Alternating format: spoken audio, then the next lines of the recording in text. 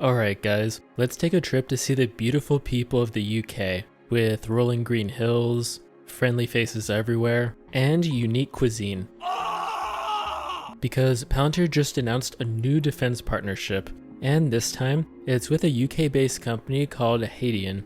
Now, if you've never heard of them before, let me explain. Hadean builds military simulation, artificial intelligence, and command and control tools. Basically, it's just software that helps armed forces train, make decisions, and run realistic battlefield scenarios. But here's the part that I'm paying attention to. Listen to this. They're now deploying these capabilities on top of Palantir's Foundry platform for the UK Ministry of Defense. And this is actually a really big deal, but probably not for the reasons that you think. This partnership is meant to bring an entire suite of simulation and AI-powered decision tools across multiple branches of the UK Armed Forces. So this means that Palantir isn't replacing Hadean, they're going to be powering them. You can kind of think of it as a layering effect. Hadean brings the frontline tools, and Palantir provides the data infrastructure and all the backend engine stuff to make it work at scale. So let me give you a little backstory, and I promise this is important.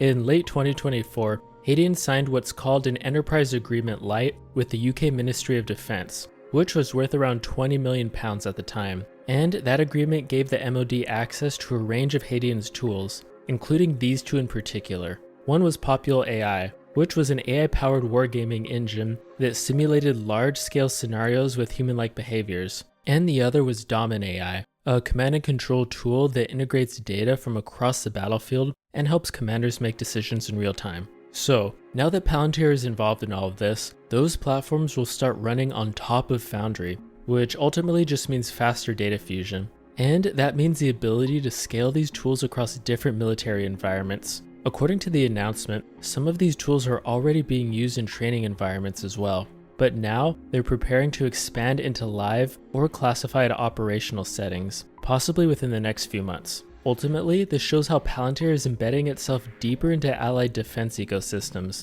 not only with the US, but in NATO-aligned countries like the UK. They are essentially becoming the invisible layer beneath this next generation of defense technology. And look, I know Hadean isn't exactly a household name. This isn't like Lockheed or Boeing, but I honestly think that's kind of the point here. While sure, Palantir is definitely partnering with a lot of the old guard defense contractors, they're also aligning themselves with the generation of simulation tools, meaning the companies that are actually pushing the limits on software-first warfare. And this also says a lot about Palantir's commercial flexibility. Think about it, they're not trying to do everything themselves. Instead, they're building partnerships with specialists, and then slotting Foundry underneath as the data operating system. So in this case, Hadean already had relationships and contracts with the UK MOD, and that makes it incredibly easy for Palantir because they didn't have to start from scratch. They just plugged into an existing ecosystem and made it even better. Honestly, I think it's a pretty smart move from Palantir.